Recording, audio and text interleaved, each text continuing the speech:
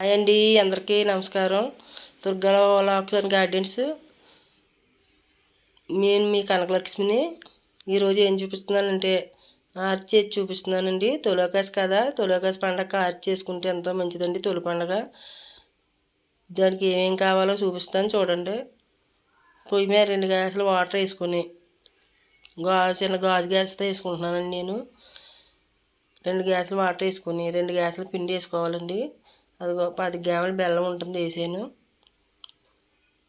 వేసి చిటికెడు ఉప్పు కూడా వేసుకోవాలండి. తాలికలు చప్పగా ఉంటాయి.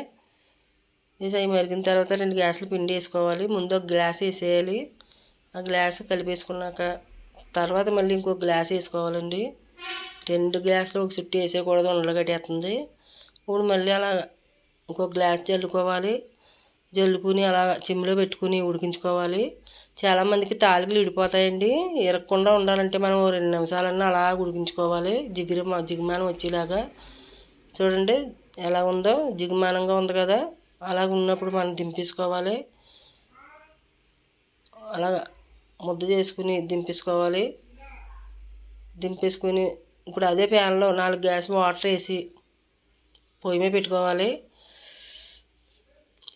2 గ్లాసులు బెల్లం అండి, 4 గ్లాసులు వాటర్ వేసరికి పెట్టుకుని ఓ 25 గ్రాముల పెసరపప్పు ఉంటుందండి. నేను పెసరపప్పుతో చేశాను.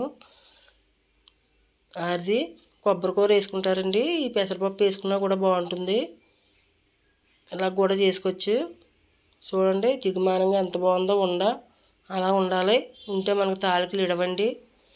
మనం ఎంత హైలైట్ ఉడికించుకున్నా కూడా ఇడవ. ఇప్పుడు తాలికలు చేసుకోవాలి. పీట మీద కొద్దిగా పిండి వేసుకుని అలా చేసుకోవాలండి. మొత్తం తాలికలన్నీ అలాగే చేసుకోవాలి. నేను మీడియంలో చేశాను. మీరు ఇంకా సన్నగానే చేసుకోవచ్చు, లావుగానే చేసుకోవచ్చు. లావుగా చేసుకుంటే కొద్దిగా గమ్మున ఉడకవండి.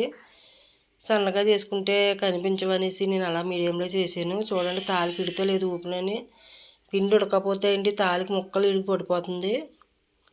అదే అండి మనకి తెలుస్తుంది, అలాగే తెలుస్తుంది ఉడకలేదని.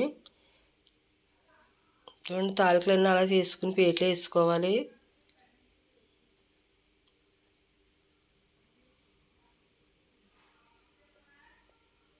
మొత్తం తాలికలన్నీ వేసుకోవాలండి. చేసుకుని చూడండి తాలికలన్నీ చేసాను. ఇప్పుడు ఎసరు పెట్టాను కదండి, మరుగుతుంది, దాంట్లో వేసేస్తాను.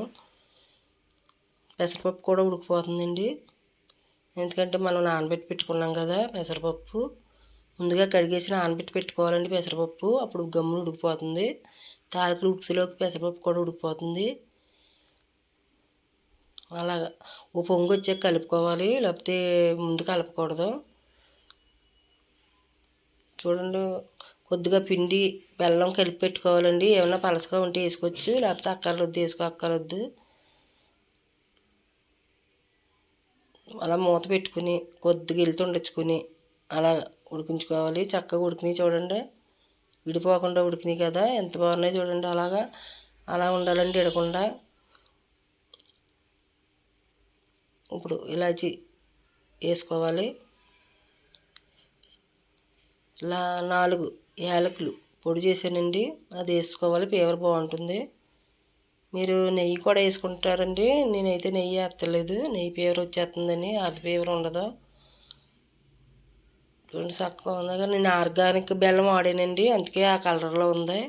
మీరు మామూలు బెల్లం అయినా ఆడుకోవచ్చు. మా వీడియో నచ్చితే సబ్స్క్రైబ్ చేసుకోండి. బాయ్.